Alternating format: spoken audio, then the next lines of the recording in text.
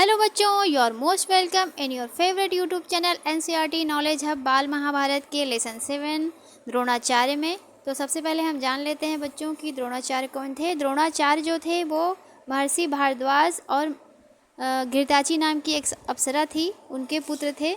उनके पिता का नाम महर्षि भारद्वाज और माता का नाम घृताची था, जो एक अप्सरा थी। द्रोणाचार्य का जन्म एक द्रोण यानी मिट्टी के पात्र से हुआ था, इसीलिए इनका नाम द्रोणाचार्य पड़ा। ठीक है बच्चों, अब आगे पढ़ते हैं। कौरव और पांडव दोनों एक साथ गुरु कृपाचार्य से शस्त्र विद्या ग्रहण कर रहे थे। उनको शस्त्र विद्या ग्रहण करने का मौका मिला। कौरव और पांडवों को गुरु कृपाचार्य की एक बहन थी जिसका नाम कृपि था और उनका विवाह द्रोणाचार्य से हुआ था। कृपाचार्य की बहन का विवाह द्रोणाचार्य से हुआ था। उनके पुत्र का नाम अश्वस्थामा था, यानी द्रोणाचार्य और कृपि के जो पुत्र हुए उनका नाम अश्वस्थामा था।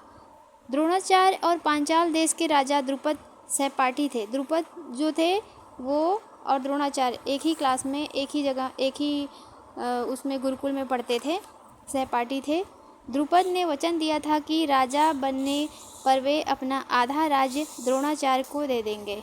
उन्होंने प्रॉमिस किया था, कोई युद्ध लड़ना था जिसमें द्रोणाचार्य ने उनका साथ दिया था और उन्होंने कहा था कि अगर हम ये युद्ध जीत लेंगे तो आपको अपना आधा राज्य दे देंगे।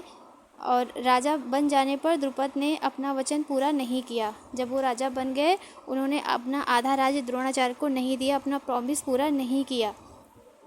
द्रोणाचार्य आजीविका के लिए इधर उधर भटकने लगे, मतलब अपने जीवन यापन के लिए, रोज़मर्रा की जो ज़रूरतें होती हैं उनके लिए हमें पैसा और धन की आवश्यकता होती है, उसकी आजीविका के लिए वो इधर उधर भटकने लगे।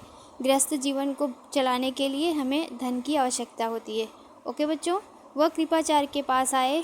एक दिन सभी कौरव और पांडव खेल रहे थे। उनकी गेंद अचानक कुएं में गिर गई।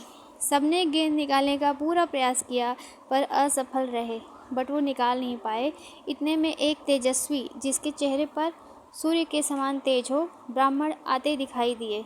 राजकुमारों की चिंता का कारण जानकर ब्राह्मण ने एक सीख उठाई।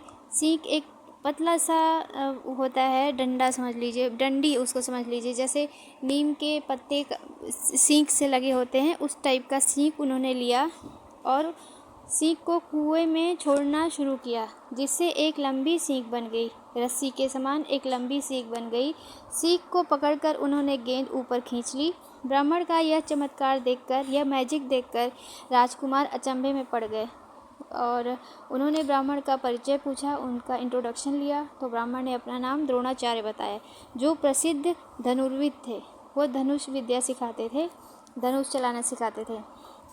राजकुमारों से जब भीष्म को इस घटना का पता चला तो उन्होंने द्रोणाचार्य को बुलाया और राजकुमारों को धनुर्विद्या सिखाने का अनुरोध किया, रिक्वेस्ट किया। ओके बच्चों, द्रोणाचार्य ने राजकुमारों को शस्त्र संचालन की शिक्षा देनी शुरू की। सभी राजकुमारों में अर्जुन सबसे दक्ष थे। अर्जुन जो थे वो सबसे तेज थे।